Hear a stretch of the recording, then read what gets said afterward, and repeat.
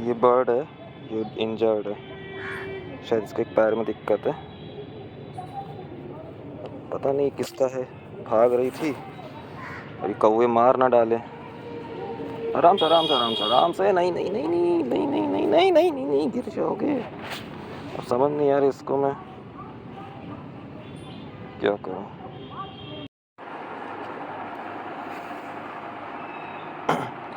इसको आज रेस्क्यू किया था एक जगह, ये बच्चा गिर गया था, मैना का बच्चा ये है ना बेबी, बहुत डरा हुआ था। तो मैंने इसको ये होल इसका छोटा सा घर बना दिया ऐसे यहाँ पे।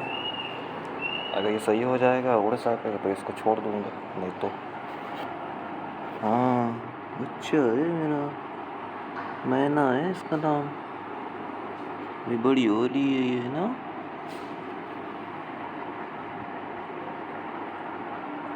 बस सही हो जाएगी।